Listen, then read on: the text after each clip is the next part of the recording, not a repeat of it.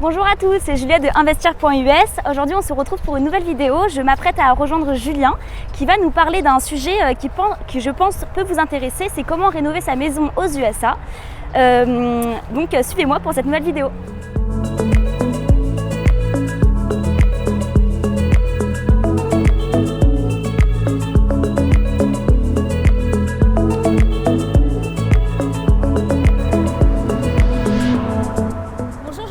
Salut Juliette, ça va? Ça va et toi? Bah ouais. On a une nouvelle invitée? Ouais, on a une nouvelle participante sur les vidéos maintenant. Alors aujourd'hui du coup on va aborder le sujet des rénovations des maisons aux USA. Et du coup j'ai une première question pour toi. Quel est le processus d'une rénovation d'une maison aux USA? Alors le processus en fait, tout dépend, il y a deux types de rénovation. On va dire qu'il y a le premier type de rénovation qui concerne la structure du bâtiment, du bâti. Une cloison c'est la structure du bâti. Électricité, plomberie, c'est le bâti. Ce qui ne va pas être considéré comme la structure du bâti, ça va être vraiment les finitions de la peinture. Les choses qui sont attachées au mur, généralement, ne sont pas considérées comme voilà, structurantes. Donc je distingue ces deux choses parce que la première catégorie, tout ce qui est attaché structurel au bâtiment, il faut absolument avoir une licence pour pouvoir faire les travaux, être un général contracteur, c'est-à-dire quelqu'un qui est licencié pour faire les travaux, pour être en fait le chef de chantier, le conducteur de travaux, et après embaucher des subcontracteurs, donc différents artisans. Il est nécessaire aussi de poser des permis pour faire ce type de rénovation. Dans la deuxième catégorie, ce qui sont vraiment des rénovations des finitions, il n'y a pas besoin. Après, il faut prendre en considération aussi qu'il y a des différences légales, administratives en fonction de la ville et en fonction du comté, bien sûr de l'État aussi, mais déjà des choses beaucoup plus locales comme la ville et le comté. Il y a certaines villes, même mettre une étagère, par exemple, il peut vous être demandé de déposer un permis. Donc là, je vous donne vraiment les règles pour vraiment respecter la loi, tout simplement. Donc une fois que vous avez trouvé votre contracteur, on va partir de ce principe-là que c'est une rénovation assez importante. Bien sûr, il faut discuter le budget et surtout le timing pour faire les rénovations, c'est quand même ce qui est très important. Et puis en fonction des produits que vous choisissez, des matériaux que vous choisissez, il peut y avoir plus ou moins de délai et le contracteur aussi peut avoir une connaissance plus ou moins importante. Plus on va aller sur des choses custom, spécifiques, haut de gamme, plus vous allez avoir du mal à trouver un contracteur qui est adapté. En tout cas, je vous recommande, parce qu'il y a beaucoup de gens qui vont dire oui, je sais faire, je vous recommande de vraiment être précautionneux et de regarder le travail qui a déjà été fait par le contracteur là-dessus.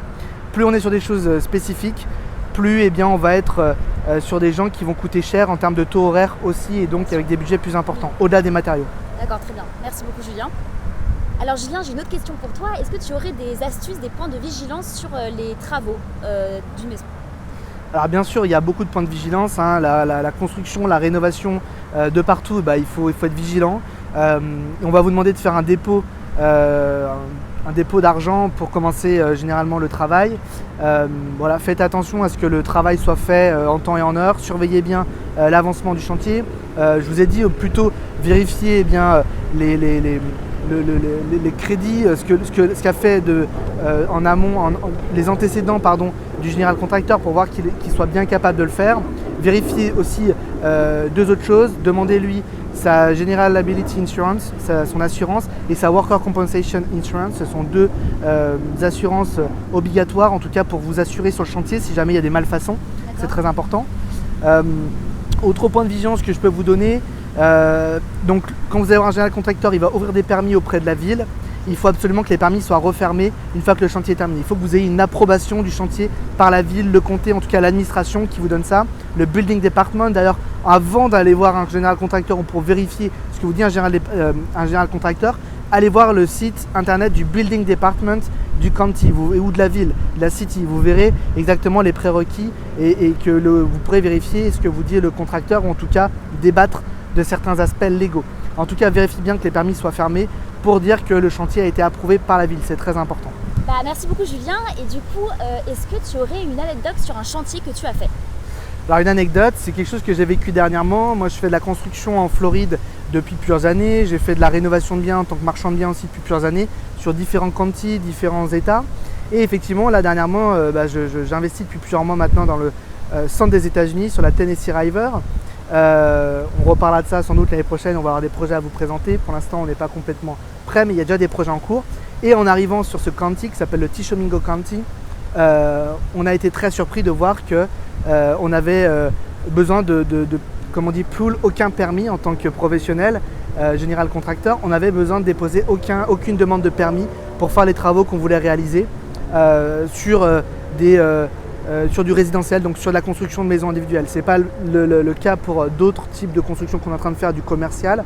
On est en train de rénover des bâtiments beaucoup plus gros, mais on est en train de faire des chantiers sur de la maison individuelle et là-bas, besoin d'aucun permis. Donc ce qui est assez incroyable pour nous, ça a été un peu Disneyland. Alors évidemment, ça n'empêche qu'on travaille de la même manière que ce que l'on fait en Floride, mais la bonne nouvelle, c'est qu'on a beaucoup moins de problématiques à gérer.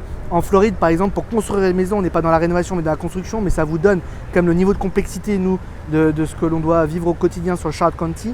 On a 31 inspections pour une maison que l'on construit en Floride tout au long de la construction. Donc à partir du moment où on va couler le béton des fondations jusqu'au moment où on obtient le certificat d'occupation de la maison, on a 31 passages d'un inspecteur sur le Charlotte County.